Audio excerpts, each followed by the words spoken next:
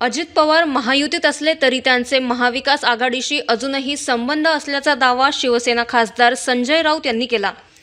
शरद पवार आणि अजित पवार पुन्हा एकत्र येऊन महाविकास आघाडीत दिसतील असा विश्वास त्यांनी व्यक्त केला. राज ठाकरे यांच्या भावनिक वक्तव्याचा उल्लेख करत राऊत म्हणाले की महाराष्ट्राच्या राजकारणात लवकरच मोठा राजकीय पुनर्मिलाप घडण्याची चिन्हे स्पष्टपणे दिसत आहेत. काल राज ठाकरेंनी एक भावनिक विधान केलं. त्यांचं असं म्हणणं होतं की शिवसेना पक्ष सोडणं हे मला घर सोडण्यासारखं होतं आणि गेल्या 20 वर्षात जे काही घडलेलं आहे मलाही माझ्या चुका समजलेल्या आहेत, उद्धव ठाकरेंनाही समजलेल्या आहेत आणि आता हे सगळं सोडून द्यायला. तर जसं पवार कुटुंब हे कुटुंब म्हणून एकत्र आहे आणि पक्ष म्हणूनही एकत्र येत आहे, तसं ठाकरे बंधूंच्या बाबतीत काही घडू शकतं. पक्ष म्हणून आम्ही एकत्र आलो ना, तुमचा प्रश्न चुकीचा आहे. त्यांचं जे तिसरं वाक्य आहे ते अत्यंत महत्वाचं आहे, थर्ड स्टेटमेंट, की आता आम्ही सगळं विसरून एकत्र आलेलो आहोत, सगळं विसरायला पाहिजे महाराष्ट्रासाठी. त्यातलं हेच वाक्य महत्वाचं आहे आणि याच भावना महत्वाच्या आहेत दोघांच्या वतीनं.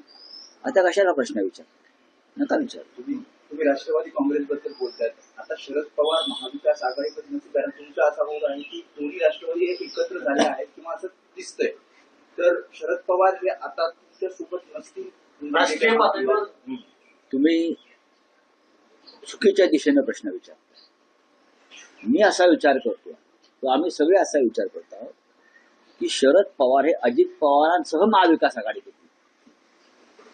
असं काय विचार कर की शरद पवार आणि अजित पवार हे एकत्रित महाविकास आघाडीमध्ये म्हणजे अजित पवारांसह महाविकास आघाडीत असेल ना. कारण शरद पवार हे आमच्या बरोबर आहेत, त्यांचा पक्ष महाविकास आघाडीत आहे. अजित पवार हे महायुतीमध्ये आहेत, तरीही त्यांनी महाविकास आघाडी बरोबर पाठ लावलेला आहे. अशा वेळेला त्यांच्यावर तिथे कारवाई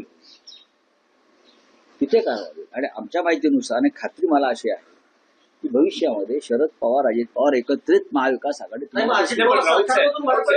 त्यांना पडावं लागेल. एका दगडावर दोन पाय कसे ठेवणार, दोन दगडावरती पाय कसे ठेवणार. त्यांना काहीतरी एक सोडावं लागेल ना, किंवा काहीतरी एक स्वीकारावं.